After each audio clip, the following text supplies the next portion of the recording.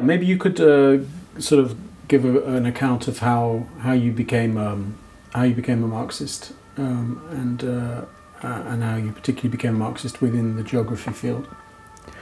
Well, I was working as long as there's always been a long connection between geography and planning. And I got very interested in that connection of urban planning and so on in the 1960s. And of course, there's the physical planning, then there's the social kind of concerns and so on. So I was working on all of that. I moved to the United States in 1969. The year before, there'd been uprisings in almost every American city after the assassination of Martin Luther King. So I got involved in a series of research projects on kind of saying, where did that come from, what was wrong, and there were some major international reports that were put out on building the American city and so on. So there was lots of investigations into what went on, and I became involved in that. If you like, looking at the economic roots and social roots of the uprisings, particularly around housing provision and the like. So I became involved in those things. And at that time, I was still working within a theory of economics, which was kind of market economics, Keynesian economics. Sociology was there, and it was at that point I realized that the kind of conventional sociological theory and the conventional urban economics and so on wasn't giving me what I wanted to know. It wasn't helping me.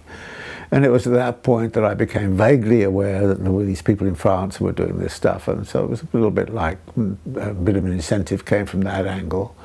But then I kind of said to some students, let's read Marx and see if that makes any sense in relationship to what was going on. And I ended up writing a big report on housing provision and federal housing administration in Baltimore. And I got to write the report because I was a good writer, and most of the other people were trained in the United States and therefore didn't really know how to write a report. So I then took that and I started to talk about the use value and exchange value of housing and so on. And I had to present this report to the bankers and the city officials and to the real estate interests and the landlords and community groups and so on. And the whole framework of the discussion was about why is it that there's a deficit of use value which is coming out of this exchange value presumption about the market. And everybody thought this was a wonderful idea and said, yeah, that's great, you see. And I didn't tell them it came from Marx's Capital. So I felt very happy about that, and I thought, well, Marx's Capital is, you know, it's very useful for me, obviously. So I went on dealing with that, and had several other experiences in which, you know, powerful people, when confronted with the formulation, thought it was great, and of course, I only went crazy nuts when you said, well, this is Marx's Capital. So I tried to keep that quiet, which I did for about 4 or 5 years until I was outed, as it were, and people started to call me a Marxist. Watch out for that Marxist up there. And the university, they come up with these strange formulations, and it was then. So since I was concerned with the reality of what happened, and Marx was helping me to some degree, then I thought, well, I shall go on and work very carefully with Marx. So it was partly a what you might call an epistemological break, if you want to call it that I decided to reground my urban studies and my studies of geography in general in the Marxist theoretical perspective, which meant actually extending Marx. Though when the Grundrisse came out in 1973, I suddenly realized actually there's lots of things going on here about space and time and turnover time, and you know that actually the space and time of capital was very important to Marx, and that therefore I could actually more closely integrate my urban studies with what was coming out in the Grundrisse. tell the Engels anecdote as well about. Oh yeah, one of the conferences I was involved in. The vice chairman of Chase Manhattan Bank for Real Estate Development in New York City was invited down to try to explain how they went about urban revitalization. I was at this conference, and I said, well, look, there's a real problem with this, a lot of the theory. We don't understand the central principle of a lot of these reforms, which is just to move the problem around. And that, of course, is the general argument that Engels has in the housing question. So I kind of said, so, you know, these urban revitalization efforts improve a neighborhood here, and then poverty erupts in the next place over. So all you do is move the problem around.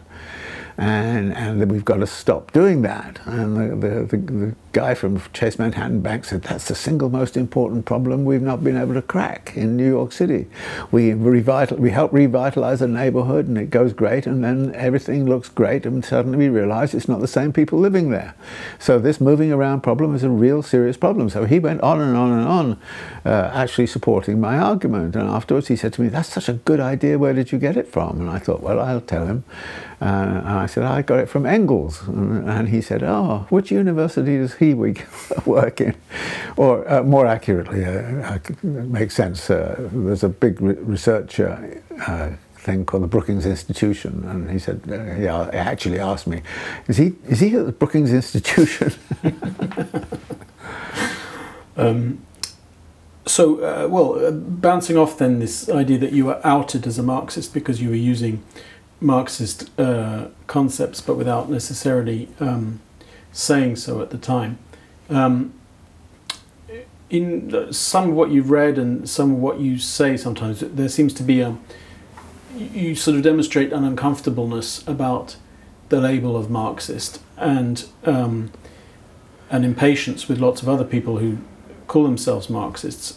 So are you one of those who sort of says that they are a Marxian rather than a Marxist, in as much as, you know, it's Marx's work, and you're reading a Marx that's had the most influence on you, and the sort of post-Marx tradition is of much less importance intellectually to you? Yeah, I think the post-Marxist tradition is not important to me at all. I mean the post-Marxist tradition. Yes. Yeah. Well, I read a lot. I mean, when I started out, for instance, when I was in Paris for that year, I got rather turned off by some of the tactics of the Communist Party at the time, and I thought some of this kind of rigidity of schools of thought around, for instance, this huge debate over the role of the state during the 1970s, where everybody seemed to say something different and everybody went off in their own directions. And after a while I got a little impatient with, you know, the sorts of questions, are you an Althusserian, or are you, you know, do you follow E.P. Thompson, you know, that sort of thing. I got involved in it, but I think increasingly over time I was kind of really interested in what Marx himself, how much he managed to develop a theory of capital. And he states in Grundrisse, his mission is to understand the concept of capital, because that is the grounding of bourgeois society, and that therefore if you want to understand bourgeois society you have to understand that theory. And when I went to get the theory, then there was a lot of what I considered rather dogmatic formulations, and which didn't work with my other project, which was the urbanization project. And I think probably one of the things that has affected my work all the way through is that basically one of the questions I ask is, well, okay, you have a conceptual framework here. How's it actually working on the ground in urban settings? And if it doesn't work on the ground in urban settings, I kind of go on, oh, well, give me something that does work. Or let me modify that in such a way that it does work. So I would say that my Marxism is drawn from that experience. And if somebody comes along and says that's not consistent with Althusser, I don't care. I say, oh, if it works on the street. And my ambition in some ways is not to impress Marxist intellectuals, but I wanted to be able to go into say a tenants organisation meeting and tell them about leveraging and finance and development and all that kind of thing, and to do it in a Marxist way that they could understand. And I was very active in social movements, rent control programs in Baltimore and so on, and that's what I really wanted to do. So I wanted a practical interpretation of Marx. And to be honest, what was coming out from French intellectual interpretations of Marx during the 1970s was not really working very well on that level. And it doesn't surprise me that by the time you get into the 1980s, essentially, almost all the Marxist scholarship in France has collapsed, because it had no grounding in if you like, the social movement. Some of the people well, most of the people in urban sociology who were close to the Communist Party left the party. And so I found that I was still talking with them, and because they were in effect also having to deal with the realities on the ground, like the HLMs and all those kinds of things going up, and the suburbanization it was going on around Paris, all of those sorts of things. So they were practically involved too, but most of them left the party also. So I think that I would say that it's both a strength and a weakness that I tend not to be, if you like, dominated by any kind of conceptual frame or an interpretive frame, and I'm always asking what works in relationship to my interest in urbanization, which of course is a major feature of contemporary life. Mm. So I know you don't like adjectival Marxisms, but would you say from that perspective that your brand of Marxism is very English? It's more pragmatic and not empiricist, but much more interested in the empirical than the philosophical, in a way that perhaps would be close to the spirit of E.P. Thompson. Yeah, I guess if you said to me, would you rather be reading E.P. Thompson or Althusser, my answer would be I'd rather be reading Making the Working Class, than Althusser. Yeah, I think that's correct. On the other hand, it's not as if the Marxist in the British tradition, like E.P. Thompson, Raymond Williams, Hobsbawm, and so on. It's not as if I kind of hold them up as kind of the centre, but yes, because it deals with the practicalities of okay, what does a mutual aid society do around a church, non-denominational kind of, those kinds of things. I was finding those things going on in Baltimore all the time. And so they became important, and I'm saying, well, if we understand urbanization and the fragmentation of the city along ethnic lines, you've got to understand how financing is also ethnicized. And if that's the case, then we have to have a theoretical perspective within Marxism that can accommodate that kind of phenomenon. Mm.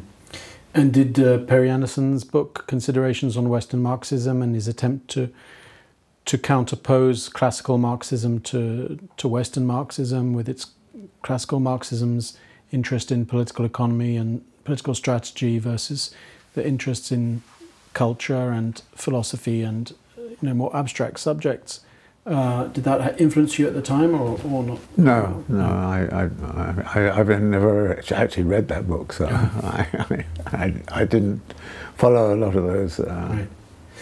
So. I wanted to ask something about your relationship to the UK or to England. because you were born in a very couldn't get much more English, Gillingham in Kent, if I'm not wrong, from in an English family, and you spent much of your career, although you're now known as somebody who's teaches in New York, and you taught in Baltimore. You spent much of your career in the UK, and in Oxford you spent a lot of time as well. What is your relationship now to the UK, and when you go back there and so on? Do you feel especially now in a context where there seems to be a revival of class struggle, at least starting from a very low level with the strikes and so on? Do you feel still that this is the social formation you know best, or you feel that you really know the US best, given how you studied it? I left England in 1969.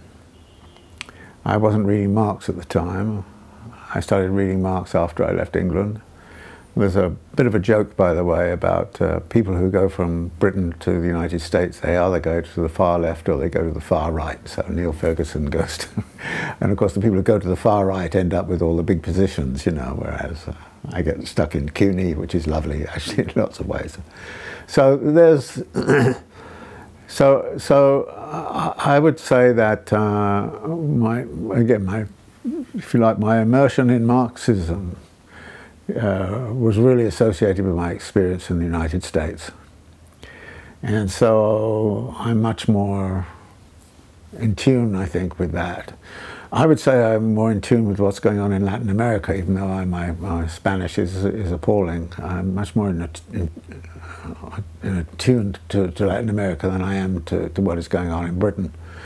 I maintain some contacts in Britain, and yes, I'm sometimes here, and I've come to conferences like historical materialism, and I said I would participate in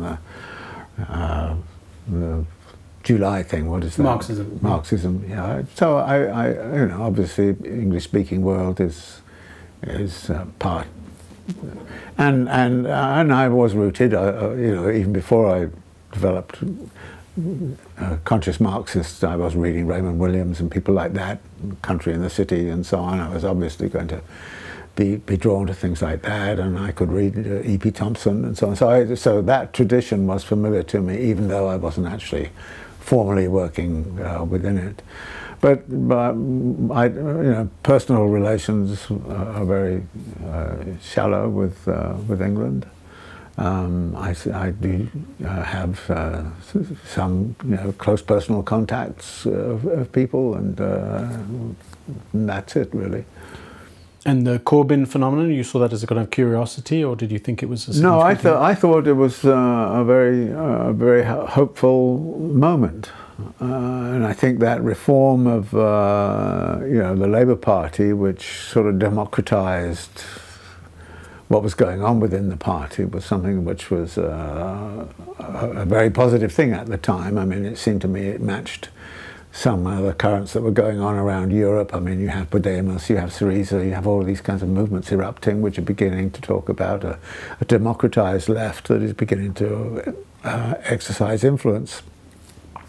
And Corbyn seemed to be very much part of that. So I was very interested to try to follow up a little bit on some of the movements which were associated with Corbyn, and I would talk to some of the people who were involved in that. And as a geographer, the whole issue of the Northern Question and the sort of social and spatial reconfiguration of England, is that something that has preoccupied you? Well, I noticed it, and obviously, but I never worked on it. So it's part of the uneven geographical development, which if I was making a study of Britain, I would certainly be much more involved in that. Yeah. Maybe you could just tell the anecdote about being a boy and getting interested in maps and running away from home. Oh yeah, well, I was raised in World War II, and and you've no idea how boring it was, because the closest thing you had to entertainment was listening to the BBC. And the rest of the time, and we had no kind of books very much in the house I was in for some reason or other. And there were these two books which were about peoples of the world, and there was obviously some big kind of imperial project in the 1920s, 1930s to sort of alert people to the tremendous variety of activism around the world. And this was called Peoples of All Nations, and I was looking at this book and there were all these kinds of weird things, you know. I cultivated the ambition to go and sit on Sugarloaf Mountain in Brazil, and maybe go to New York, and so I got a lot of mentally kind of very interested in that, and so I started to think about the world out there and how to get access to the world out there, and so you know, I ran away a few times. Your first derives? Yes, my first derives, and they always came in disastrously. From one derive I was actually escorted back home by a policeman who found me sitting on a railway station somewhere, but generally these ended in disaster. So I started to run away in imagination, and I imagined I was in what was then called Burma, or what was then called Ceylon, or I was then in New Zealand or somewhere. I would just imagine the world and how wonderful it would be to go out and experience that variety against the background of terribly bland daily life and terribly bland cuisine. Every day was almost the same meal, you know, sort of cabbage and potatoes and things, you know. So I was very attracted, and so I started to work on and doing maps and things. And when I got to school, I started to sort of really specialize in geography, and my mother was very, very emphatic about, you know, urging me to take my studies very, very seriously. But she couldn't understand why I was studying geography, not engineering, and she wanted me to go and become an engineer. And at some point she also had a campaign that I should actually get together and become an accountant. So she was very miffed at the fact that I was interested in this, what she called was an idiotic and totally uninteresting subject, and I wouldn't get a living out of that. So she was very surprised when I did manage to get a living out of it. Right. Yeah, you said Marx is helpful to some extent in some of your work. What would you say the other main intellectual influences on you have been, apart from Marx? That's hard to say. I think that the other intellectual influences would be that I would be reading novels. As a kid, I was at school, I was forced to read Dickens, and I hated Dickens. But when I was about the same time I was reading Marx, I started to read Dickens novels, and talk about a palimpsest of what's going on in urbanisation, though not very much about the working classes, the Manchester industrialism. And of course that led me very much to be influenced in my Paris work by reading Zola, Balzac, you know, the French novelists who gave me a lot of insights, I think. And that always interested me about Raymond Williams, and he said something I always appreciated, which he said, you know, as a cultural theorist, there are certain things you can say with certain clarity and understanding, and then there are some things it's very difficult to say except in novel form. And so I read all Raymond Williams' novels. I don't think they're particularly good novels, but I can see what he's saying. He's dealing with, you know, contradictions and tensions and so on, and these are much more easily laid out. And I think what I did at a certain point in the Paris study, when I was writing the text on the building of Sacré-Cœur, actually there are probably sentences in there that are rather Dickensian. And I always thought that one should explore the limits to possibility and in certain kinds of linguistic configurations, but be prepared to go beyond them. if necessary. And I was always thinking that the novel form was something that goes beyond. Unfortunately, I've not been able to have, in recent years, I've not been very good at reading. So I've lost some of that magic that comes from being absorbed into a totally enthralling novel. But I'd always enjoyed that aspect. So this was probably more influential with me than any one kind of theorist, though at various times I would read somebody, I don't know, like Veblen, Theory of the Leisure Class or something like that, and I'd say, well, that's kind of really interesting. So the big conflict between Marx and Weber, for example, wasn't something that you were concerned with? Well, I was obviously aware of it, and a bit concerned with it. I actually thought it was, I would take stuff from both of them if it worked. And so, when you were still reading novels, what was your last literary enthusiasm?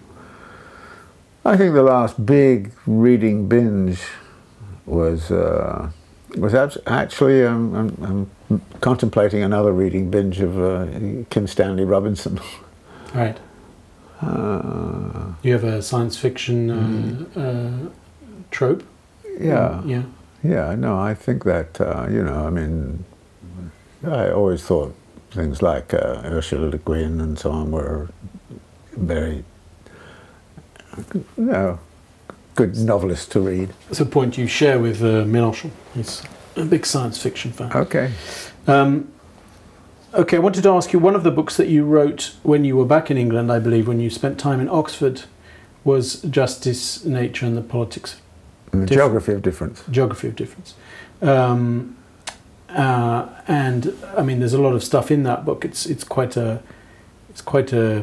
rich book. But one of the things that you're working on is the issue of the ecological, and it's a book that you wrote in 1996. Yeah. So before the sort of wave of eco-Marxism.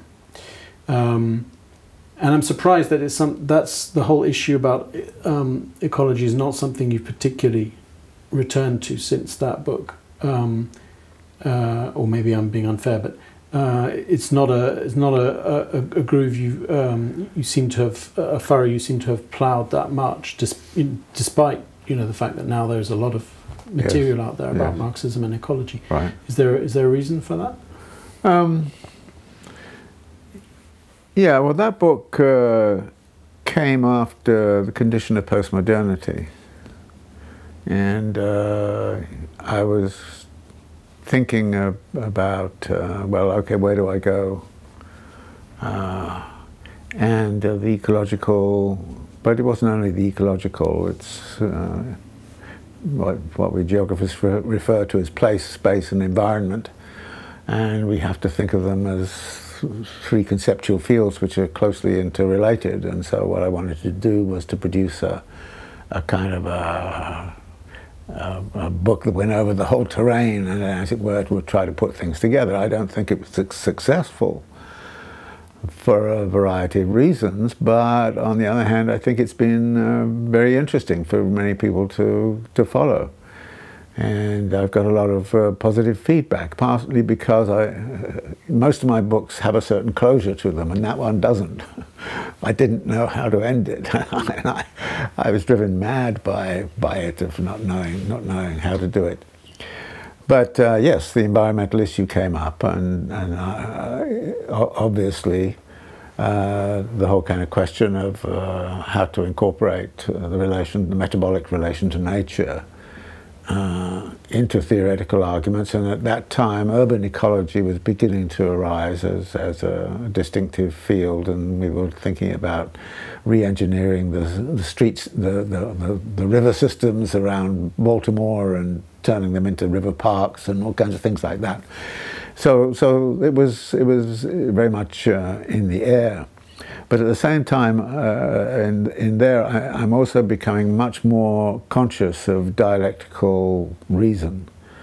I'd always, in a sense, tried to avoid turning Marx into a positivist, and kind of saying, there are propositions and so on, and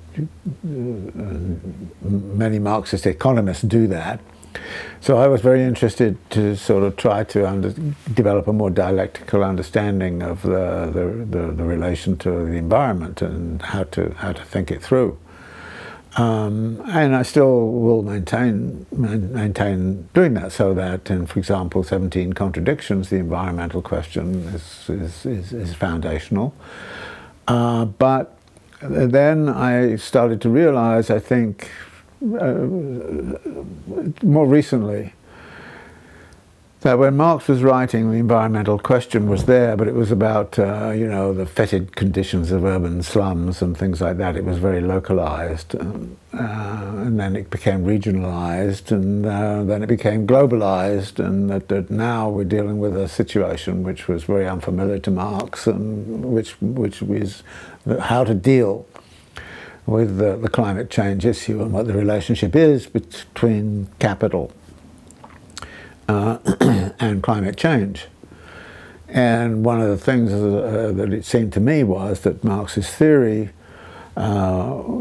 incorporates, for me, a very important idea of a falling rate and a rising mass, and the carbon dioxide problem and the plastics problem and so on is very much an emanation of the rising mass, and that we should be paying much more attention to the theory of the rising mass rather than just simply concern ourselves with a falling rate, which a lot of Marxist economists do. So that puts me on a collision course, as you know, with Michael Roberts and all the rest of it. But for me, from then on, I was kind of saying, well, there's no way I can approach any of these issues which doesn't have an environmental dimension to it, that we are transforming nature, and this whole kind of idea of we transform nature, we transform ourselves, and we can't transform ourselves without transforming nature. So there's a dialectical relation there at the center for me. So I wouldn't say that issue has gone away. The specific politics of it and how to deal with it has been, if you like, superseded by people wanting to talk about the Anthropocene and all kinds of things of that sort, or the metabolic rift and so on. And I'm not so keen on some of that literature. I think that yes, it's capturing something of the situation, but it doesn't capture all that I would want to see us capture, and it's this refoundation, if you like, of a dialectical understanding of the metabolic relation to nature, which then becomes rather central to what I'm interested in dealing with. But I'm not, out there on the on the barricades about the environmental issue. I had earlier real problems with, say, John Bellamy Foster and so on, because it seemed to me there was kind of somewhat of an apocalyptic tone to all of this, and you're going to destroy planet Earth and all this kind of thing, and I basically think that's nonsense. You can't destroy planet Earth. You can make it uninhabitable for human beings, but that's a completely different proposition than the idea you can blow the planet up or blow up. And so I really found myself sometimes concerned with the hyperbolic kind of apocalyptic kind of tone. Which is a kind of, from your perspective, is a kind of displacement of the what was previously the kind of catastrophist position on capitalist crises, yes, which would lead to breakdown, now is kind of being displaced to the environmental, yes, ecological, yeah, level. Let's talk about the condition of postmodernity, because prior to the success of the books on Brief History of Neoliberalism and the New Imperialism, you were probably best known for the book Condition of Postmodernity. Although, now it seems to have been sort of receded as a reference for you, and obviously you've written a lot more on other subjects since. But, that book came out at a particular conjuncture where part of a cluster of books, really, there was Frederick Jameson's book, there was Alex Kalinikos's Against Postmodernism, Terry Eagleton, The Illusions of Postmodernity, your book and some others, Brian Palm and so on. And it was a big deal for Marxists, you know, settling scores with postmodernism, post-structuralism at the time. I remember I was a student at the time and certainly thought it was important. But how do you look at it now, looking back? What do you think, or first of all, what do you think of that conjuncture? It seems odd now to look back at it and think that it was so important at the time and then seemed to disappear so quickly. Although bizarrely in France nowadays they are rediscovering postmodernism and deconstruction and so on to try and say that this is an American cancer that is eating away at French universities and introducing le wokisme and so on into French political life. But yeah, so what do you think of that conjuncture looking back? And in terms of the book, what do you think still stands up? Or do you think it's now a somewhat dated book? Well, obviously it's dated, you know, to some degree, but I think it still apparently is used. And I think that what I remember Alex Kolinikos saying to me, I think it was him, saying to me one time that, well, you know, the advantage of what I did in the condition of postmodernity was that I didn't completely refute what was being said, but I put it in a different context, and that therefore, and that was what was so interesting, because, you know, one of the shifts that occurred within the postmodern shift was a much greater emphasis upon space and spatiality, and here I was as a geographer, and suddenly all of these philosophers are talking about space, and I think, I know about space, come off it. So I can have a go at it. And I say this, and I say it in all seriousness, I sort of wrote the condition of postmodernity not thinking that anybody would take any notice of it, and actually some of it was written as a joke. And as my publisher said to me, you should write jokes more often. Because I suddenly found myself in this world, you mentioned, suddenly all these books are coming out, all these architects are suddenly putting twiddles on things and doing things, and everything's going this way, and I'm thinking, this is nuts, you know. I'm trying to sort of work out what's going on from a Marx perspective, and here is all of this. Well, this is an ideological shift, and what's its, you know, and I asked the question, what's its material base? And then that got me to that three-part structure, which says, well, you know, the first thing is, okay, what's going on in this, whatever's called postmodernism, all of its forms. And then there's the kind of question of flexible accumulation, which actually tapped into another literature of the time, which was very much about flexible specialization, which even the left wing was advocating, and when they're talking about Bologna and all this kind of stuff. And I said, yes, okay, we've now got this small batch production, we've got the second industrial divide of Sable and Fiore and so on, and then they're telling us there's a different economy emerging, which is a non-Fordist economy, and it's flexible and all the rest of it, and this is advantageous for workers. And I was kind of saying, I don't believe that. That's why I changed the term from flexible specialization to say, well, actually, this is what this is going to do, is produce flexible accumulation. Now, I think that concept is still very much with us in terms of industrial organization. So to that extent, even though it's dated, it's picking up on something which has continued since. And then I kind of said, and the other thing is they're all talking about is the transformation of space and time. So why don't I actually talk about how capital is transforming space and time, so that instead of saying that somehow or other this is something which is free-floating, it actually has a material grounding. Both the flexible specialization becomes flexible accumulation, but also the transformation of space and time, and that's where the Grundrisse came in with annihilation of space with time, and what are the spatial relations, and globalization changes the kind of dynamics and everything.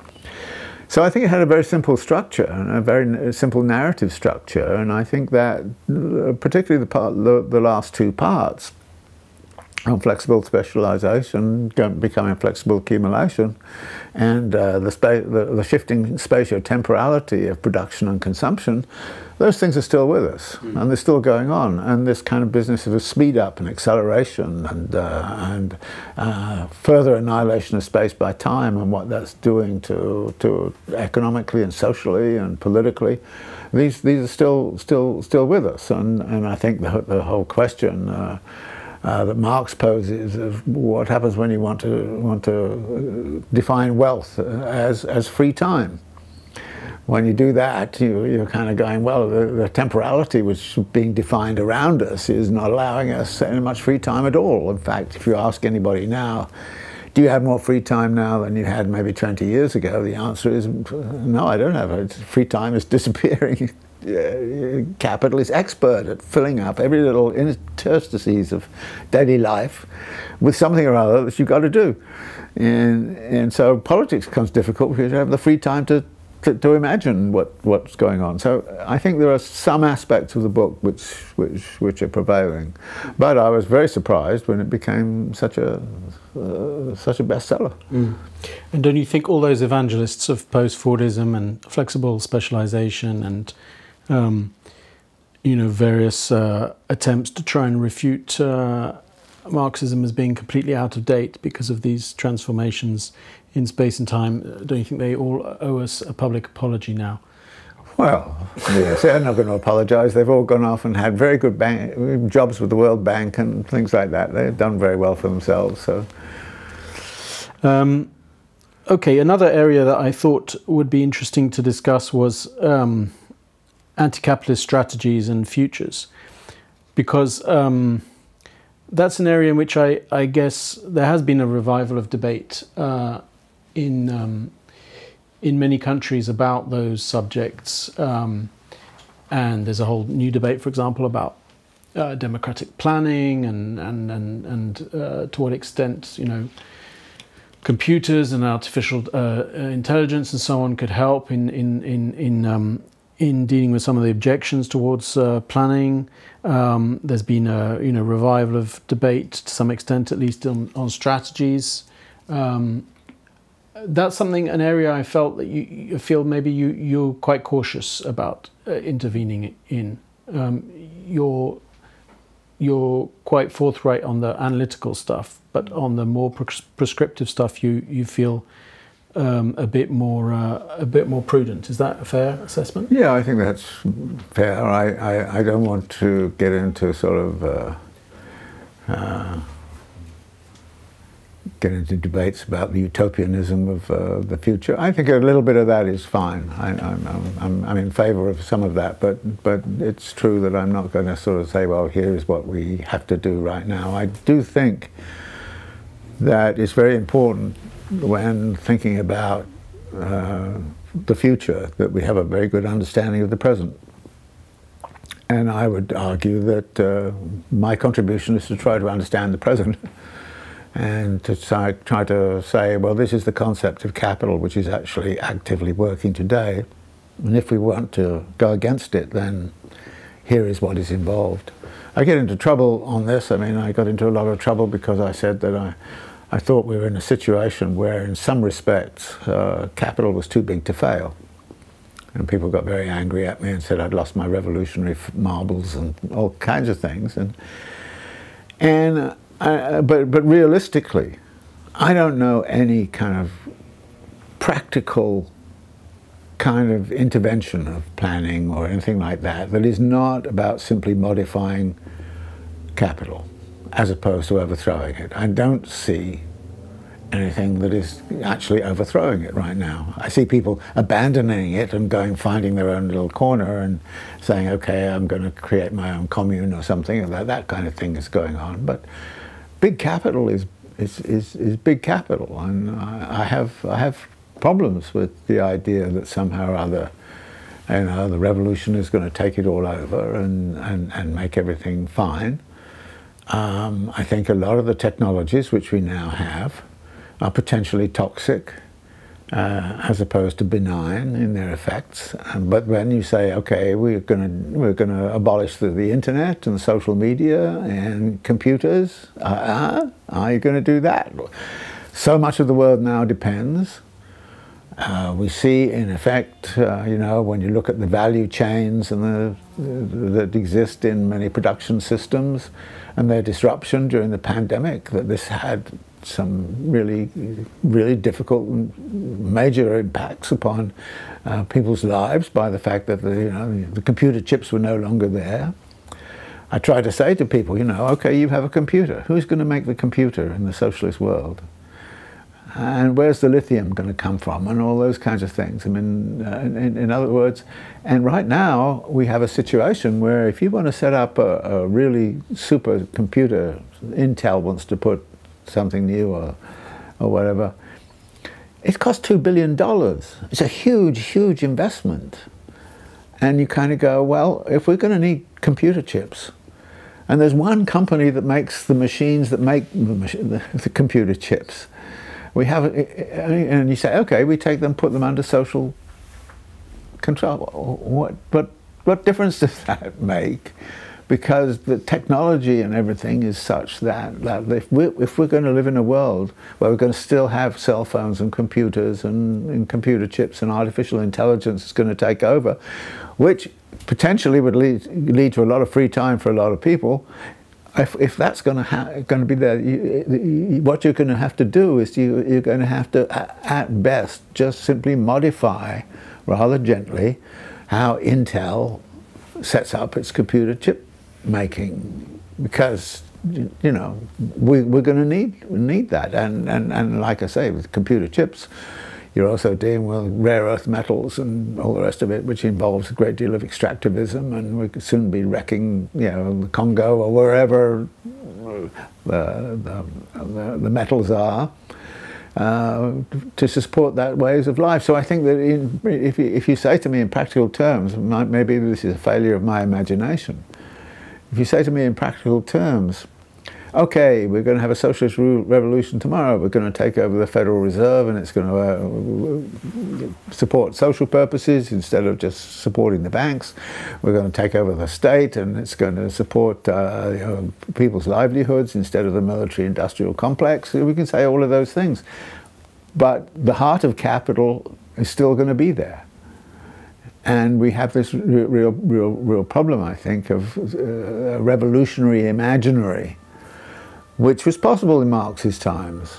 But it seems to me that right now we're dealing with this huge economy in which we're all integrated, and we see some of the problems that emerge very, very quickly when some of these supply chains get unhooked. And we get all of this sort of inflationary stuff and so on. So that I'm very nervous about sort of this kind of notion of somehow or other there is a socialist revolution and we storm the Winter Palace or we storm the Bastille. I don't know what we storm right now. We storm the central banks. Okay, you take over the Bank of England and I'll take over the Federal Reserve. What then are we going to do? So would you say politically your perspective on the future has got bleaker over time? I think the famous Marx statement that we can make history but not on the conditions of our own becoming, choosing. What are the conditions right now, which we are not choosing? And Marx was very emphatic about the fact that socialism had to be built upon the basis of what capitalism has provided. So the division of socialism is rather bleak as far as I'm concerned. Yeah, but the prospect of a fairer, reformed capitalism looks also pretty utopian, yes. Wouldn't you say? Yeah. Perhaps even more utopian. I don't know about more utopian. I mean, clearly the concentrations of wealth and power right now are something which exists and something needs to be done about it, even from the standpoint of a stable capitalist. I mean, individual capitalists working in their own self-interest can destroy the system, and they're doing a pretty good job of it actually right now. And I think that we're likely to see some major problems, even within internal to the capitalist logic itself. I think the current logic cannot continue, and something has to give. So I think there's likely to be major disruptions, and one of the major disruptions, I feel sure, is going to be about the distribution of wealth and power, which is the distribution of the mass. Who's getting the mass, and what are they doing with the mass, and why during the lockdown did Elon Musk make his whole kind of fortune go from something like 45 billion to 150 billion in 12 months? How come that happened? And what is he doing now? He's bought Twitter, and which, by the way, he borrowed money to do that. He never used his own money to do it.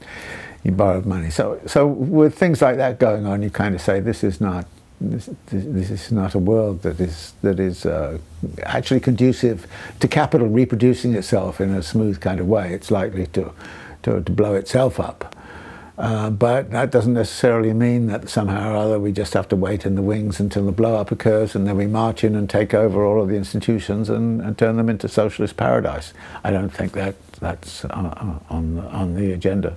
No, but I mean, arguably, even moderate social democratic reforms, which constitute much of the programs of the sort of left forces that have any chance of gaining power in the advanced capitalist world, at least, even those modest reforms are likely to need much more radical forms of implementation, given the resistance precisely of those forms of oligarchic power and so on. But I am optimistic in the sense that if you look around the world, the amount of agitation that is going on is everywhere. And I think that the agitation is going to generate some changes. The difficulty is that the changes that are going to be meaningful and are going to stick. I mean, we've had sort of things like, I don't know, Syriza and Podemos and things like that, which have come along and had a certain possibility, but then have faded since. So the big problem right now is to somehow or other give permanence to some of the forms that are erupting out of all of these agitations, which are going on everywhere. So the discipline that you and others revolutionized is the discipline of geography, and the subsequent growth of whatever people want to call it, critical geography, radical geography, and so on. So you played a leading role in that. How now do you, standing back, what is your assessment of the field of critical geography more generally? How favourably do you look at your intellectual grandchildren? I'm not terribly close to what's going on in the discipline now. I don't go to national meetings. I don't read the journals much anymore. I don't get involved too much in any controversies. I just get on and do the work that I can do. But the whole point really from the 1970s onwards was to open the discipline to the idea of critical perspectives, because it was very homogeneous before that, although there was a split between the scientific, mathematical geography strain and the cultural stuff. And I think that succeeded. My own view was that we should open up to critical perspectives of all sorts. The journal like Antipode was open to Marxist, anarchist, anti-imperialist, feminist, ecological, whatever, and it should be open. And I think that what has happened over time is that the Marxist current, which was very strong, it seems to me, in the sort of early 1970s, gradually got intermingled with the other currents, which were feminist, anti-racist, anti-imperialist, etc., anarchist, so on. So I still think that geography is a pretty open discipline. My impression when I still went to sort of the annual meetings of I'd go to political science and it was dreadful, all kind of stuck in a mold. I'd go to sociology and I was very surprised how dreadfully kind of conventional it was. Geography is still kind of pretty open. And open to new and exciting things, and I think that's fine. I mean, I'm very happy with that, and I think that my idea was certainly not to somehow or other turn everybody into a Marxist, and the only kind of radical criticism was Marxist. I've always had a bit of a soft spot for anarchism. I actually like Murray Bookchin and things like that, which shocks people sometimes. And I think that in many respects, the fact that the radical tradition in geography incorporates people like Kropotkin, who was a geographer, Elise Reclus in this country, who was a geographer, and that there is a whole kind of history of radicalism in geography, which was far more affected by anarchism than by Marxism, and now it still is like that. And I think that, you know, ideas of mutual aid, or what is happening in other Kurds doing stuff in Rojava and so on, is something that needs to be understood and looked at, and I have a certain sympathy to it and worked a little bit with the Kurdish movement on it. So I'm very happy that it's open. I could wish there are a few more good political economy Marxists around, as opposed to anti-racist or feminist or so on, but so be it. Great. One issue that's perhaps come up in the debates about the growth of the populist right, whatever we want to call it, Trump, Bolsonaro, Marine Le Pen in France and so on, and across the rest of the world, has been this revival of the interest in you might call it the rural or the peri-urban question, and the kind of electoral splits that have arisen there and given a base to the new right-wing forces. Do you think that this has been a question that's been neglected by critical geography because it's been so focused on the urban question, on the question of the megalopolises, on the question of urbanization, and that the whole question of what's outside of the cities in its various gradations is something that needs to be worked on anew? Yeah, I hope people are working on it. I mean, like I say, I'm not terribly close or terribly active, but I know people who are working on what's been going on in upstate New York as opposed to New York City and so on. And I think the urban-rural thing is kind of a bit misunderstood. Yes, there's been industrialization of agriculture, which of course has reduced employment opportunities in agriculture. But what I think people miss is that a lot of these small towns had small industrial plants.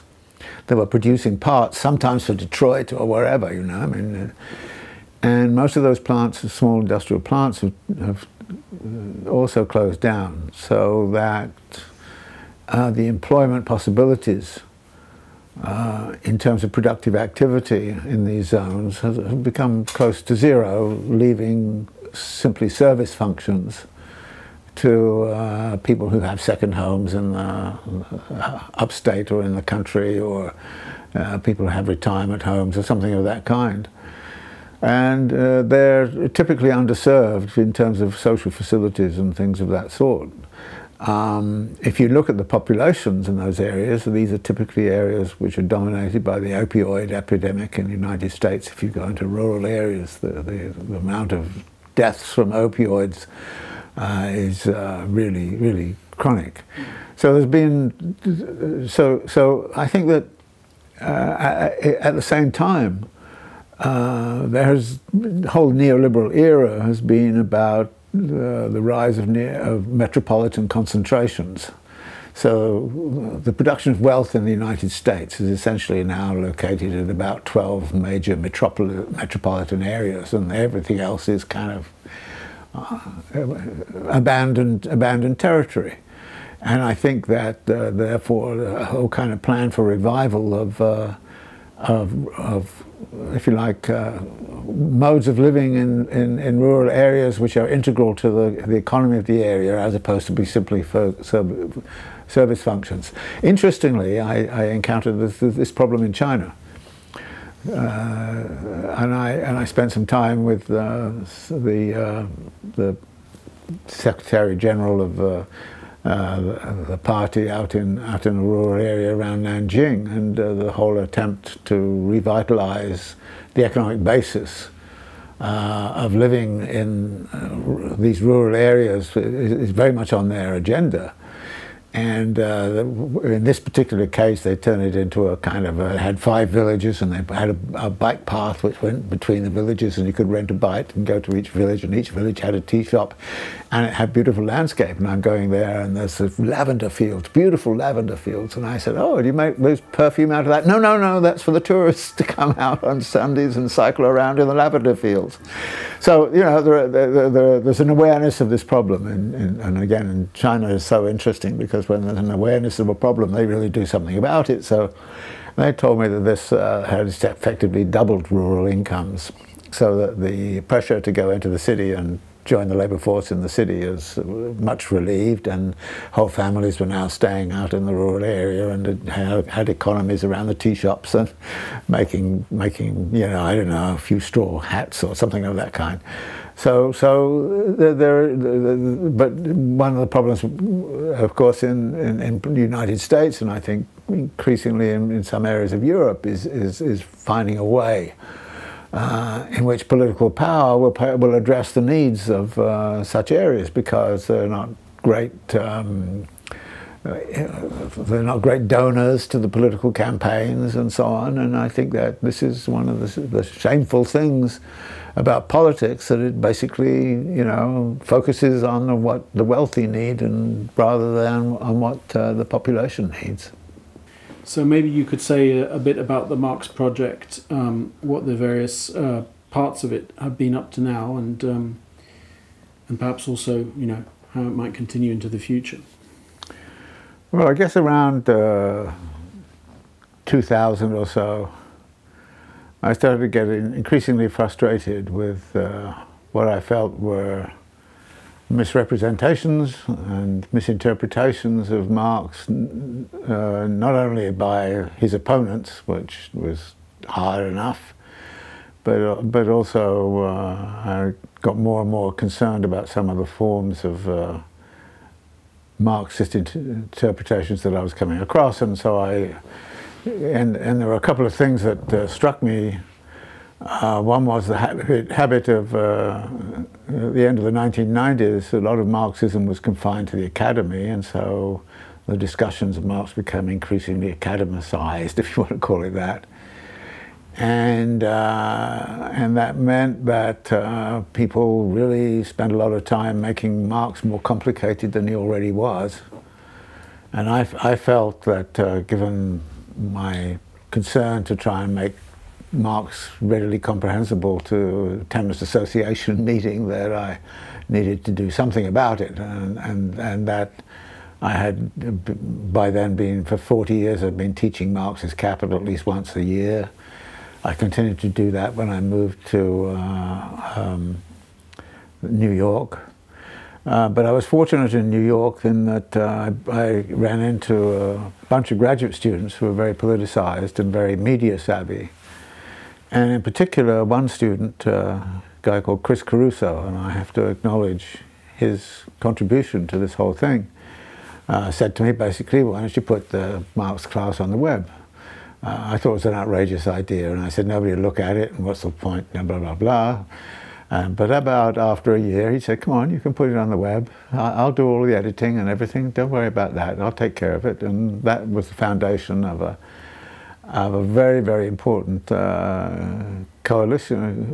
combination, really, of my content and his media and communication skills. So he turned up with the camera and some colleagues, and they filmed the Marx Volume 1. And there was quite a remarkable positive reception to it. And he then took upon himself to set me up with a website and do all kinds of things. In fact, he set up a Twitter account and I didn't even know I had it. So I was somewhere or other and somebody said they followed me on Twitter, and I said, I don't do Twitter. And it turned out that Chris had a Twitter account for me and put other things. So he's been heavily involved ever since. And set up the website and this free-form education. So we did Volume 1 and then there was Volume 2. So that then led into, it was possibly you or somebody who kind of said, okay, we want to get a written version of this. And so we got the transcript and we did a written version of Volume 1 and then a written version of Volume 2. And so that began that, but at the same time I felt I needed to write things that would demonstrate the utility of this way of thinking. And that led into texts like The New Imperialism, The Brief History of Neoliberalism, and so on. And I'd been edging towards this kind of thing with Spaces of Hope at the end of the 90s. So this became, if you like, incrementally, and I now look back on it and I realise, you know, it really looks like a Marx project. And I never designed it this way, it just happened. And I think the response has been rather overwhelming in lots of ways. I mean, I'm always coming across people who say, you know, we did a reading group and the video or the written version, depending upon, you know, their preferences, really work. So I think it's made, I like to think, and I'll make the claim, I think it's made quite a big difference to the fact that there's now a reading public who's far more familiar with Marx's texts than was formerly the case. So I think I would claim it's a major contribution, and I'm rather proud of it. Good. Of course, the obvious question people will ask immediately is, why did you skip Volume 3? Well, I haven't, in the end, skipped Volume 3 entirely. To begin with, when I was doing Volume 2 and we're doing the technical stuff about turnover times and so on, the class formation that clusters around that, so I took up the land rent and the finance capital and the merchant capital from Volume 3, and actually imported it right in alongside of what was going on in Volume 2, because I thought Volume 2 gives you the sort of abstract theoretical rendition of the flows, and Volume 3 gives you the actual class configurations and so on that are with it, so that I put those two together. So part of Volume 3 is already taken care of in the way I did Volume 2 plus that part of Volume 3. There were then issues that were arising in Volume 3 that I didn't cover, and this had to do, of course, with things like the equalization of the rate of profit and all the consequences, and coming out of that, the transformation problem from values into prices of production, then of course the falling rate of profit and things of that kind. So the residual part of Volume 3 is something that I thought I might do, but I was more drawn to doing the Grundrisse. Right. Of course this is all just limbering up so that you can complete Marx's project and write the books that he never wrote. Isn't that the case, on international trade, the state? Yeah, well, given that I'm 87 years old, I wouldn't put a bet on the fact that I'm going to complete all of those. But in things like The New Imperialism, I was certainly taking up many of these issues that Marx sets up, and I'm now working on some aspects of the theory, particularly integrating. I feel I have a way of integrating the state into the political economy in a far more effective and efficient way than was done in the past, so I'm working on that right now. So that is if you like, moving into that world that Marx was talking about in the other, in those plans for future work. Right. And do you think you'll ever want to tackle the 1864, 1865 notebooks? I don't have time to do that. The Grundrisse obviously is a work that comes before Capital. It's a preparatory work for Capital. Why did you put it off, and what was the trigger for writing a book on it now? I felt it was, I taught it quite a lot of times. Every time I taught it, I felt different things struck me out of it. It's such a rich sort of text, but also a confusing one, and one which is, for some parts, incredibly boring. So I really found it, first off, I wasn't feeling very secure about exactly what I would say in a companion. And secondly, I had to have the courage to say, look, don't bother with pages 280 to 320, because this is just sort of Marx whinging on about Proudhon or something like that, and that's not terribly interesting for what I think is the real contribution of the text. So that was always in my mind, that I'd like to do it, and I'd done the Grundrisse a couple of times over the last 10 years, and I thought, well, maybe I should. And then came the lockdown. And, I had to have something to do during the lockdown. And this was the only book you found in your library. It was a perfect time to say, well, okay, I can now sit down, and every day I can't go into my office. My office is closed, the university is closed, I'm closed out. And I've got my Grundrisse, and I'm going to sort of try to interpret and understand it. Now, actually, this time going through, I think I finally basically get it, but it's been a long time, and I'm sure there are plenty of things that people are going to say about I missed out, and I know I've missed stuff out, which is important, and I'm sure there will be addenda, and I hope there will be addenda to it. So it's not as if I'm going to. But also it did arrive at a certain point in my life when I kind of felt, look, I don't care if I get criticism. To hell with it.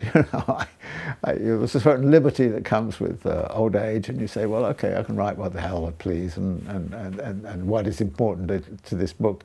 But again, it's, as I mentioned earlier, my perspective always was to try and make it comprehensible as possible to people, and to try to emphasize those features in the Grundrisse that are relevant to understanding our current condition. And those were sort of conditions I had on it, and there's lots of technical kind of stuff that goes on, which I don't think I tended to eliminate. So even though my book is, what, 400 and something pages long, and so somebody said it's a 400-page book about an 800-page book.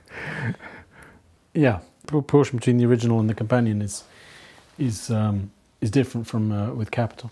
Okay, so the Grundrisse has a peculiar status in the history of Marxism because of its late publication, obviously in German, and then even later in French, and then in English, and it has been, and Italian and many other languages. It has been used as, because of this late appearance, I think, and because of obviously some of the content of the book, it's been championed by some strands within Marxism, particularly the workers' tradition in Italy, as being almost more important than Capital, and containing insights which are considered to be even more significant than some of the insights in Capital. So obviously the two things that are mentioned most often are the notion of the general intellect and the fragment on machines. First of all, what is your assessment of these particular takes on the Grundrisse? And secondly, why did you choose? Because one of the distinctive things of your book is that you kind of play down those things that are most well known about the Grundrisse. Why did you make that choice? I don't think I did play them down. Well, you don't consider that, you don't put them in this, you don't erect them as as some do, as these kind of absolutely essential contributions to Marx's work that if one can almost forget. Well, in terms of the relation to capital, I think in the Grundrisse, Marx is much more revealing of his methodological tactics in investigating the nature of capital. It's like you're seeing the underground of capital. So to me, it's not something that goes beyond capital or is something special of that kind. It's the underground structure of capital that you're looking at. So I can't read this now and then read capital in the same way as I would without reading this, because I know what the inner workings are. For instance, I make a lot of Marx's use of the term totality, circulation, moments, things of this kind. This language is very strong in the Grundrisse, but you won't find the word totality in the Marx and in Capital. You sometimes find a whole and talk about holism and so on, but it's very... So what you get in Capital, it seems to me, is Marx coming to the surface. I mean, he has this model of what a researcher should do. You start with what's on the surface and you go deep, deep, deep, deep underground until you get the basic theoretical concepts, and then you bring them back onto the surface and explain what is going on the surface. And the Grundrisse is going down, down, down into the depths and is telling you what the kind of concepts are in the very, very base that will then get brought up in Capital to explain, things like the working day and machinery and all the rest of it. So I think that is how I position Grundrisse in relationship to Capital. So that is one part of it. But the crucial phenomena for me was that I suddenly started to realize that Marx is actually decomposing the totality of capital into different circulatory systems. And it's around page 400 when he says, well, there are three circulatory systems I want to look at. The first is the circulation of capital as a whole, and I have a sort of diagram of the total circulation of capital, what's about. He then says, I need to talk about the circulation of labour capacity. And then he says, I need to talk about the circulation of fixed capital. And actually, you can then go on from that and say, well, he actually suggests that you can't understand the circulation of fixed capital without the credit system, and so you need to understand the circulation of interest-bearing capital. You can't understand that without understanding a theory of money. So the state, so in fact, the linkages in the base, if you like, between these basic circulatory processes are about trying to understand the totality and understanding it as a set of different circulatory systems.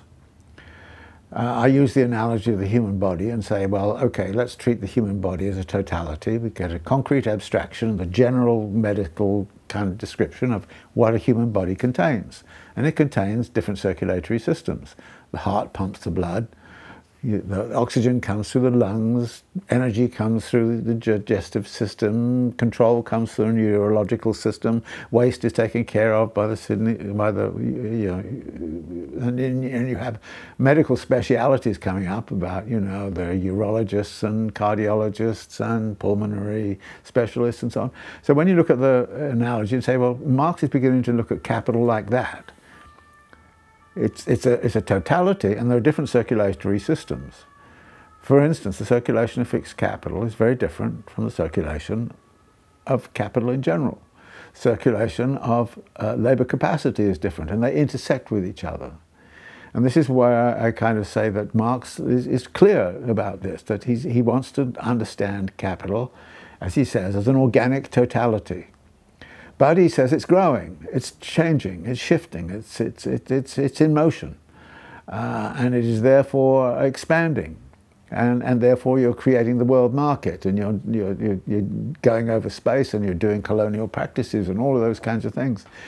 So he tries to emphasize that. So this is, if you like, the framework of it, and you realize at the end what he's done in Capital is to start with the study of money and the circulation of money as a circulatory system on its own, then commodities, then money as capital. Then he's going to look at the circulation of labour capacity, and all of these circulatory systems support each other. So one of my arguments is that, somebody asked the question yesterday, have you given up on production as being the central issue? And my argument was, well, it depends, which would you rather have die upon you, your heart or your liver? So it's a silly question, You can only, and Marx is very clear, you can't understand production without understanding consumption. And the production and realization are united. They're a contradictory unity, he says in the Grundrisse. And so actually working class consumption starts to become important to the whole kind of circulatory process. Marx is clear, along with Malthus, that working class consumption can't absorb all of the value. On the other hand, working class consumption is a hell of a chunk of how the value is moving. And if you suddenly cut off all of the wages, all the production would be useless.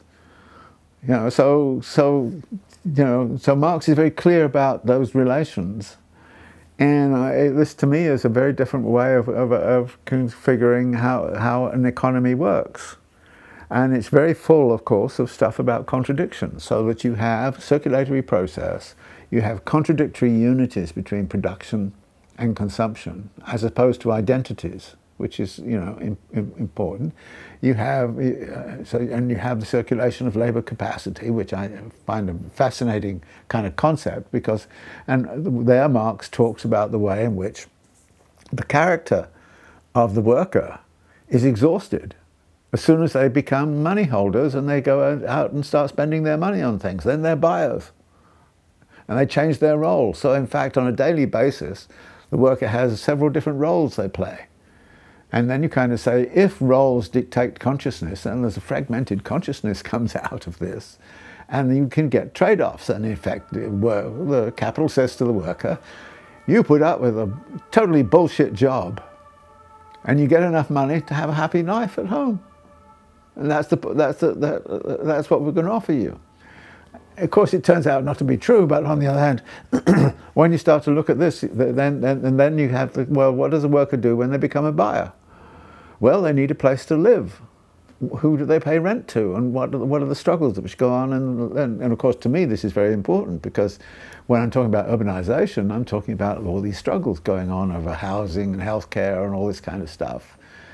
And a lot of people would say, oh, well, that's not really what Marx was, Marx was really talking about production. You say, well, it's a bit like being a doctor and saying the only organ that really matters is the heart.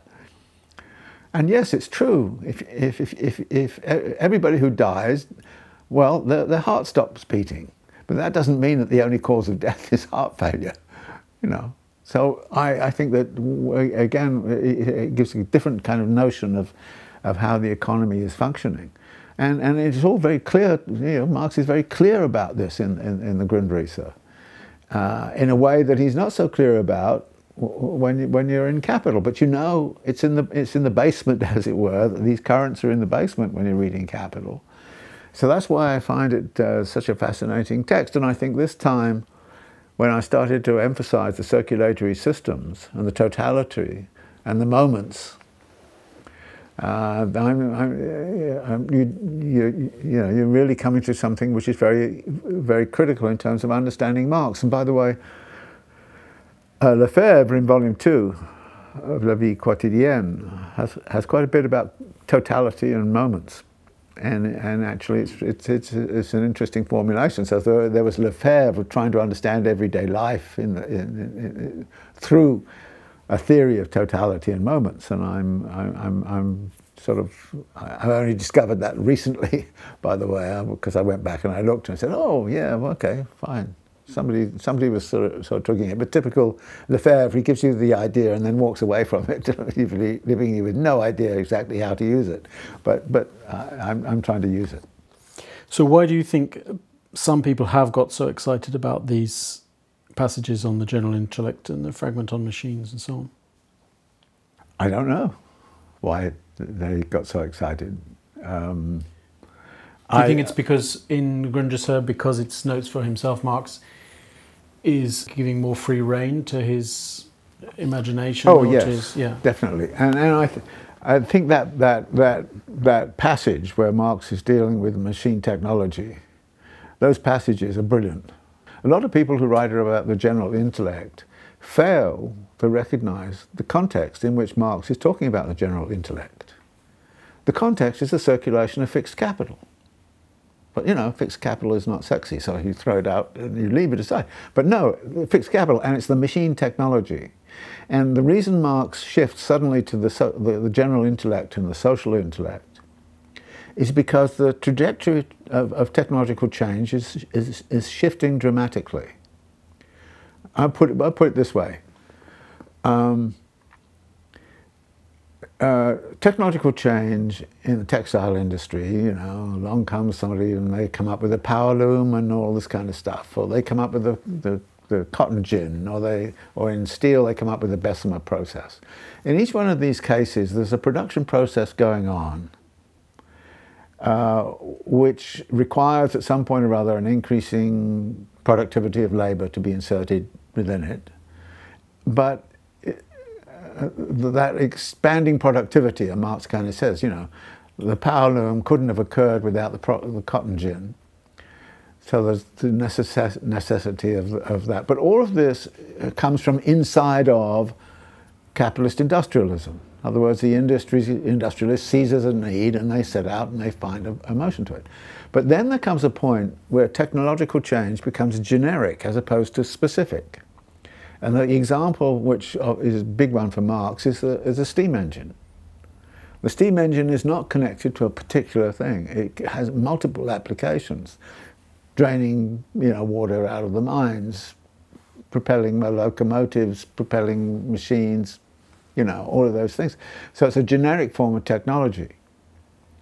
So it's not as if any particular industrialist came along and said, hey, I want to invent what happens, a steam engine. No, what happens is the steam engine gets invented and then it finds multiple uses. The same would be true of computers, for example. Computers get invented and then they have multiple uses all over the place. So we end up with digital economies everywhere. So the computer is a generic form of technology. Now, who is going to create the generic forms of technology? And Marx talks about how technology becomes a business and how technology is therefore emerging out of the creation of new possibilities of labour saving, but the creation of new products, everything. So technology actually moves from being a servant of industrial capitalism to becoming an avatar, leading cutting edge of new production activity. And that's why then the kind of knowledge which is being purveyed is no longer the kind of knowledge that is tied to a cotton factory.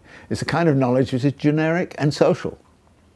And that therefore the whole history of technological change under capitalism changes around when Marx was writing from something that was internal to the capitalist enterprise to something that is coming from outside.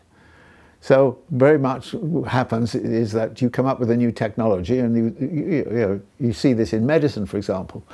They come up with a new medical technology and they go to the hospitals and they say, you've got to have this new technology. It's not as if the people in the hospitals were kind of saying, hey, we need this new technology. They suddenly find that they need, they're persuaded that this new technology is going to be good for them. So the whole dynamic of technological innovation shifts from the individual plant level to the generic level. That's why he talks about the social intellect, because it's being drawn from people working in science and technology. And interesting, there's a book I hate, but by about slouching towards utopia, but one of the things the guy mentions, which is correct, is that one of the major things that capital came up with was the research laboratory. Bell Labs. Now what does Bell Labs do? You know, all of this. What do the big think tanks do? And it's all you know. So that's why Marx uses the word general intellect, because it's shifting where technology is coming from and where technological change is coming from, away from something that's internal to capitalist corporations to something that is actually floating, and then is imposed upon the capitalist corporations from without, because at a certain point, if you have the technology and I go to this factory and I put the new technology in the factory and that factory becomes much more efficient, the others will have to adopt that technology. So it's generic and it's social, and this also, by the way, affects the value theory, because the value theory no longer attaches to what an individual labourer does. It is the labouring mass that becomes the object. So again, the technological mass, if you like, the technological mass of science and technology. This is what underpins, by the way, the sort of transformation of language. I mean, in the 18th century, industry was talked about in terms of arts et métiers, rather than science and technology. And it's that shift from arts et métiers to science and technology that Marx is acknowledging by saying, now, the trouble with some of the literature about the general intellect, it makes it seem that it's almost an idealist conception, that somehow or other ideas, magically changed or something like that. Well, this is not what Marx is saying. Marx is saying these ideas are coming from a different area, because the role of technology is no longer individualized, it's socialized. And also the value theory is no longer individualized, it's socialized. So you can end up with a situation, which I describe in there, of a firm that employs no labor whatsoever, but which still receives its average rate of profit. So this seems to me, if you're reading the Grundrisse and you're recognizing that it's all about fixed capital, and the general intellect is not something that kind of comes in as an idea, it is something that is produced within the dynamics of what capital is about. So I think that for me was why it's such an important phrase. But I know that other people have used it in other ways, and always, by the way, it's not understanding that this is about the circulation of fixed capital. Okay. What about pre-capitalist modes of production? And that's also another thing that people know about the Grundrisse, but there's something you decided not to deal with because you felt it had already been dealt with by Hobsbawm and others, or you didn't have anything particularly to say on it? Or you have a choice when you're faced with that. You either go into it in great detail and yourself get back into the actual history and so on, or you kind of say, look, there was a pre-capitalist world which had certain function, and it worked in a certain kind of way, and many of these technologies and so on were partially available. The role of land shifts from this, there's lots of changes of role going on. But one of the issues that I emphasize in the Grundrisse is that Marx, when he enters the situation, always says, okay, there was land rent in feudalism. But when land rent is charged under capitalism, it's something completely different. And there's a tendency to say, well, you know, there was credit in ancient Sumer. I mean, this is what David Graeber was on about, Michael Hudson too, and it's very interesting. But what they're not understanding is that the rise of capital meant that credit and debt and so on actually take on a completely different meaning within a capitalist mode of production, and the same would be true of the state. There are state forms which have existed, but the capitalist state is a very specific form of the generic state theory. So again, we have to pay attention to the very specific forms that land, rent, state, take under capital, and not confuse and say they're just simply replicas of what existed back in this pre-capitalist period. And I think that literature is very interesting. But I thought that people like Hobsbawm and so on had enough to say about it. Speaking of that, do you have I mean, there's been a revival of interest in the late Marx and his interest for non-capitalist social formations, Russia obviously, but even, even when the guy goes to Algeria to recuperate, he starts getting interested in Algerian history and so on. And, there's been much debate about, Marx and his supposed Eurocentrism and so on. Do you have a particular take or view on that kind of debate that's happened? Yeah, I think he was, put it this way, he wasn't even mildly Eurocentric. I mean, I think he was Manchester-centric. I mean, Volume 1 of Capital is a superb rendition of what's going on in Manchester industrialism. And even at the time, as I point out, if Engels' father had a plant in Birmingham, Capital would have read very differently, because there you've got a small engineering firms producing, machines and guns and all those kinds of things, and a completely different social construction of the labour force. The skilled labour force was very much more important in Birmingham than it was in, there's there's that book by Foster on, the 3 different cities which you compared in terms of their class structure and industrial structure. And I think that sort of thing was true of England at the time, and I think that it's true also in general. So I would argue that, yes, there are limitations that Marx has, because his perspective is that, and he says at a certain point, he feels that Manchester industrialism is the future of capital. And he's holding up to the world their own future when he depicts Manchester industrialism. Well, it may work in Bangladesh and Shenzhen, may work, but I don't think it works very well as well. So that's one of the limitations, I think. But you don't think he moves away from that later on in his life? Oh, later on in his life, he begins to see that there are actually all kinds of different labour systems are compatible with capital, and capital will take whatever kind of social system it finds, including caste distinctions, and will utilise them in certain ways. So he starts to realise those sorts of things much later in his life, yes, and I think that,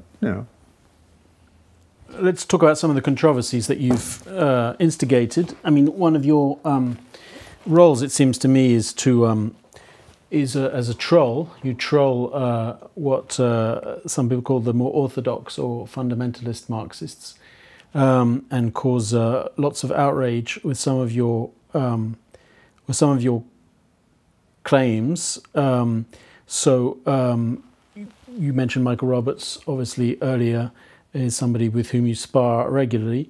And some of the things that you've claimed in recent pieces about the labour theory of value, about the tendency for the rate of profit to fall, and some of the concepts that you've put out there, like anti-value and so on, have created a certain amount of froth.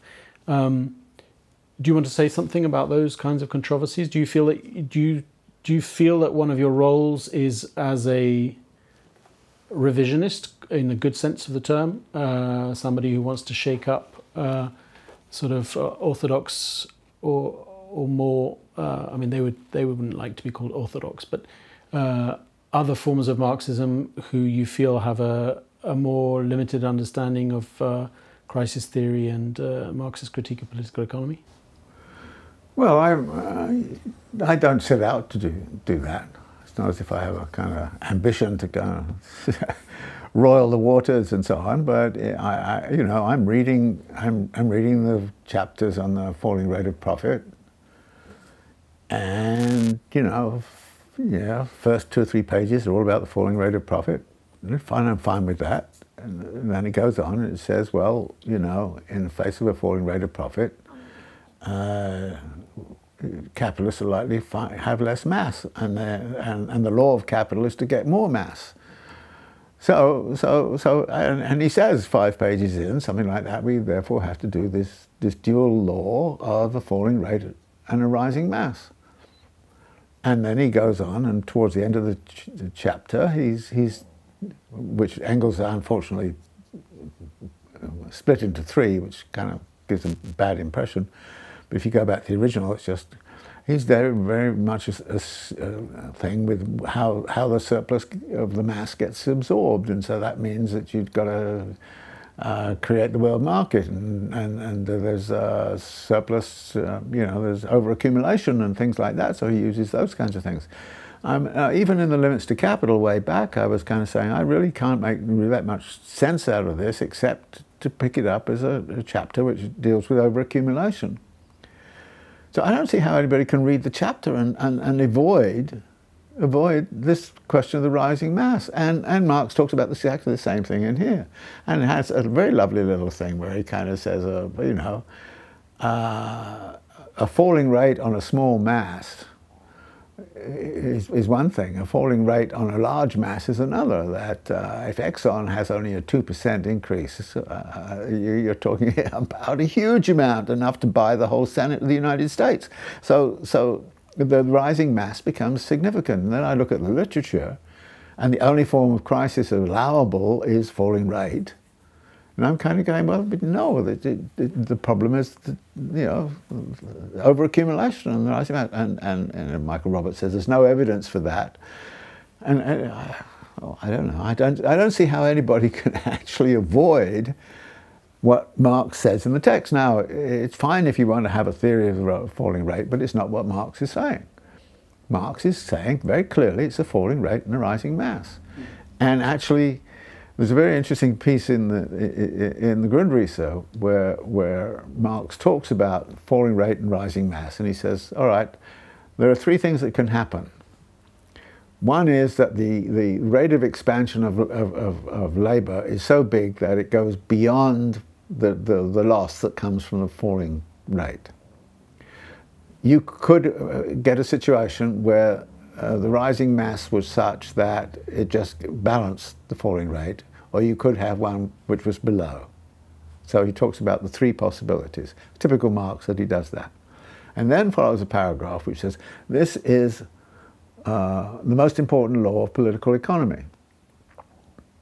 And the law refers to those 3 possibilities, not to what was said 3 pages earlier about falling rate.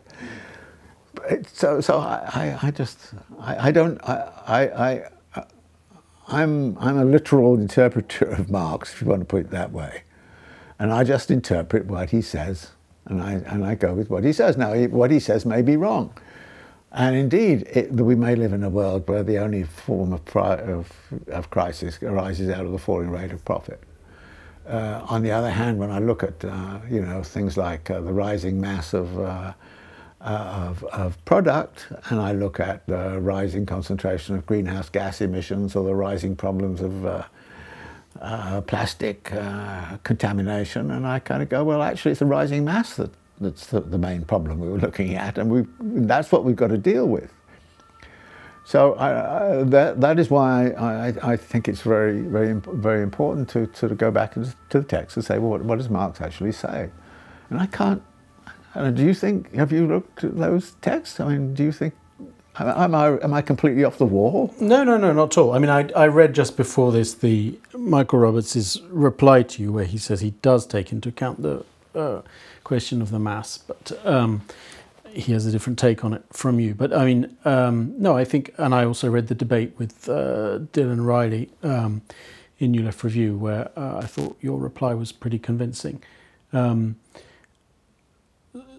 Speaking of which, do you have a take on this idea of political capitalism that Dylan and Robert Brenner are trying to develop?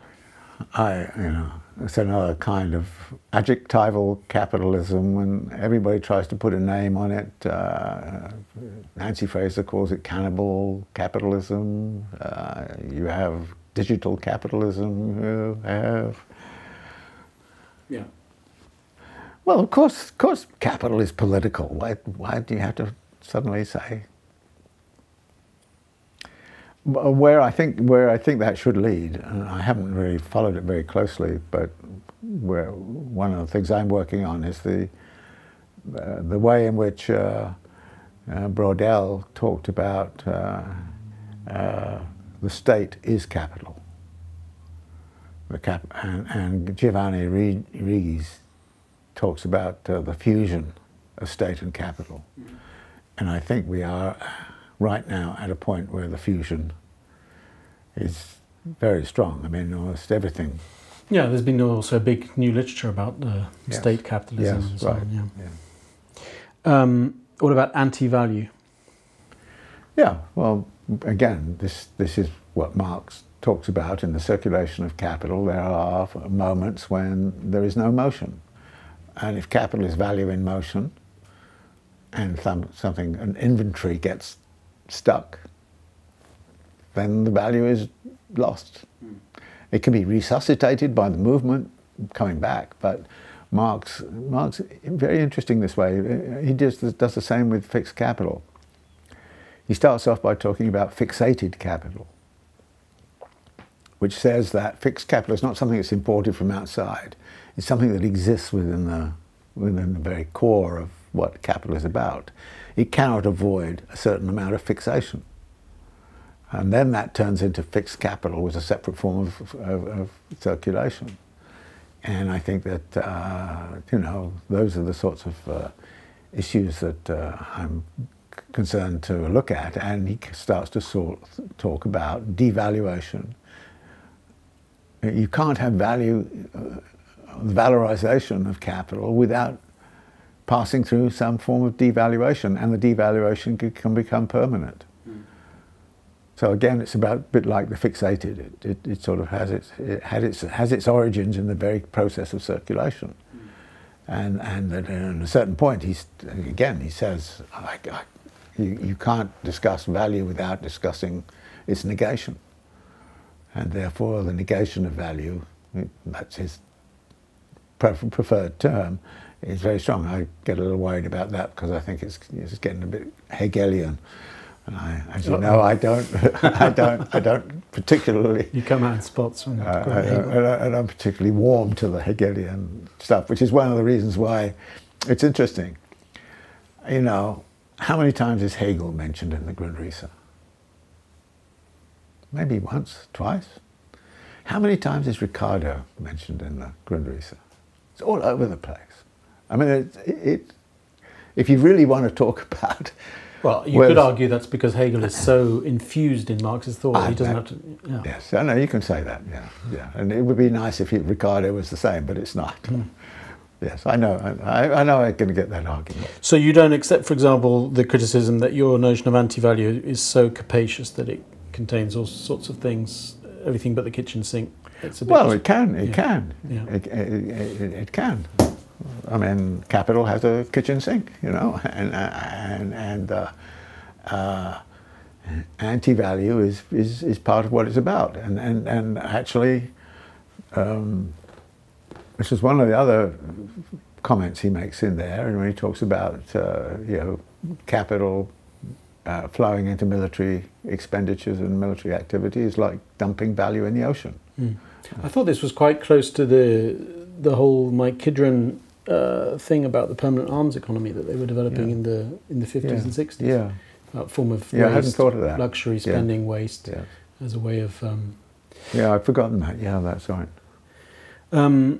Okay, one of the other big things that created a certain kerfuffle and that you has been linked by some people to what they consider to be your reformist heresies is the claim that you made that you thought that capitalism had dealt with the threat from labour, that was no longer an existential threat, and that there were other contradictions and dangers facing capitalism, but the threat from labour was basically off the table. Is that something that you would still defend? Well, I don't think I'd defend it in those terms.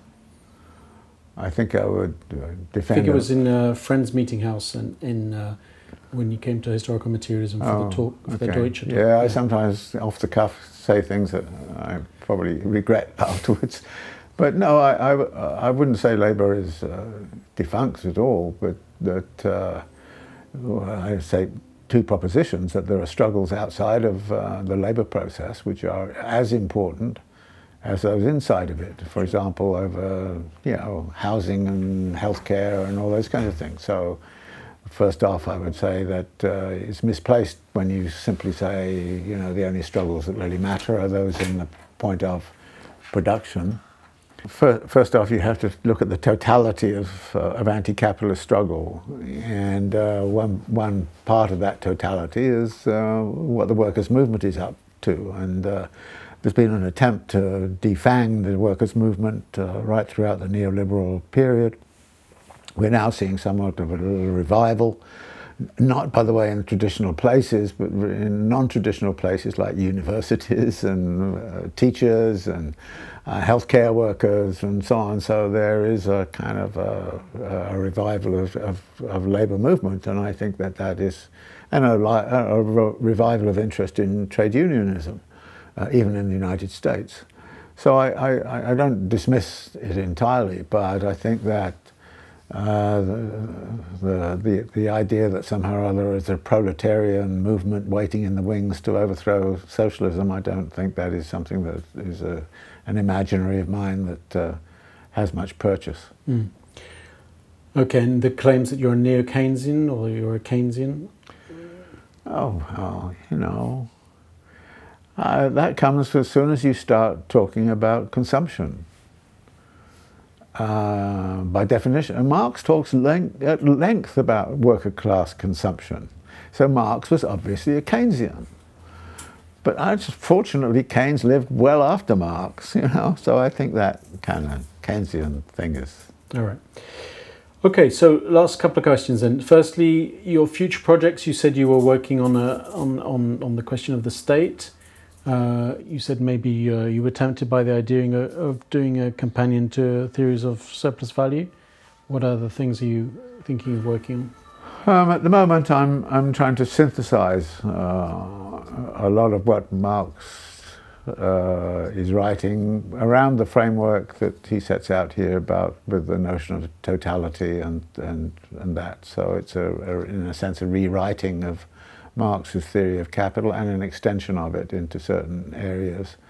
I'm very interested in trying to come to terms with, what's really been going on in this term fictitious capital, and to what degree fictitious capital now rules the world, and if so, are we in some incredible Ponzi scheme which is likely to have a very messy ending.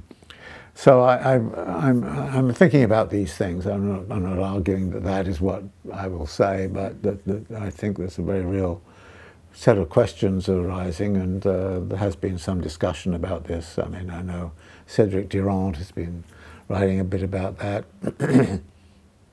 though I don't like this techno-feudalist capitalism, and everybody getting their adjectives in front of capitalism, and I just say, look, we're just going to analyse capitalism and stop trying to name it to something different. And for the young people who are perhaps sort of thinking about what they want to work on in the next period, what would you say were the big research challenges people should be knuckling down and studying? Well, there are a couple of things that I think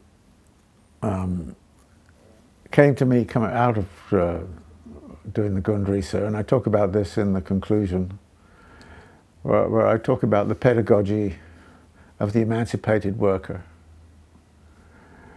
in which it seems to me Marx is claiming that you can't have a revolution that just starts from nothing, and that therefore the building of a conceptual understanding of the world, which is going to point to the necessity and possibility of socialist transformation, whether it's revolutionary or not, can be debated. And in some ways, I think I would make the claim that I've been working on that kind of pedagogy to try to create a literature that is available. And to some degree, I see it's working, and I think other people could do better at it. But I think it's part of our mission. And so the pedagogical kind of question is critical. The second, it seems to me, is to think of forms of left organization that can offer some kind of permanence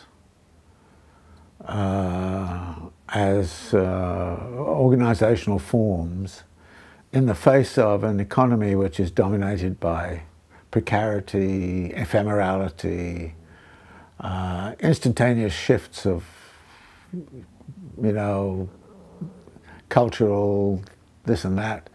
So it seems to me that this is how, to make something really happen, we need some form of solidarity. And I don't think we know exactly how to do that. The hope was that it could be accomplished through social media, but that's being completely disrupted by misinformation and disinformation and all the rest of it. So how do we do that? So this is one of the big questions, because to make a revolutionary movement work, we have to trust each other, and we have to learn to trust each other, and we have to know each other in ways which are going to contribute to solidarity. The old world in which people were fairly stationary in their communities and in their jobs and so on is being torn apart and disrupted in all these kinds of ways. Everything has become much more global. There's a funny way, I'll probably get into a lot of trouble by saying it, there's almost a global wage rate now, in which, while there's still a big difference between the wage rate in the United States and Cambodia, nevertheless, there's that kind of thing of gradually pushing them together. So we've got some processes at work right now, which are very, very strong. So that is that. And then there are these other issues. The environmental issue is much more prominent now than it was for me maybe 10 years ago. And it's something that I think that must take priority in whatever younger people are doing. And I think the younger people are by and large don't need me to tell them that, because I think that's very much on their agenda. The problem for them is to recognize that the environmental issue is a product of capital. And that therefore, but how is it a couple of capital is something that needs to be emphasized. Okay, then there are 3 questions from listeners or from, participants who I asked, do they have any questions for you? So the first relates to the penultimate issue that you raised from Jason Dorsey. He asks, given that there's been this development of Marxist theory, revival of Marxist theory in the last decade or so, particularly in the Anglophone world, but elsewhere as well. It's kind of somewhat eclectic, to put it mildly, but it's real. How do we account for this discrepancy between this revival of Marxism at a theoretical level and the organizational weakness of Marxism at a world level, really? Is perhaps the revival of theory a sign of something to come, or is it just whistling in the dark? No, I think it can be a sign of something to come. But as I say, this is one of the practical problems that needs to be confronted and addressed, and we have to find some way to establish some degree of permanence in terms of the politics of what is possible. I mean, we've seen even whole movements like Podemos and Syriza and so on have erupted, and then they kind of, we saw an original pink tide in Latin America, then that gets destroyed, and now we have a little pinkish tide. Sort of, so, but there's a lot of agitation around too. There's a lot of discontent around. There's no question about that. And I think we have to find ways to de-alienate life, and that's not an easy thing. But these are the questions that the current generation has to address.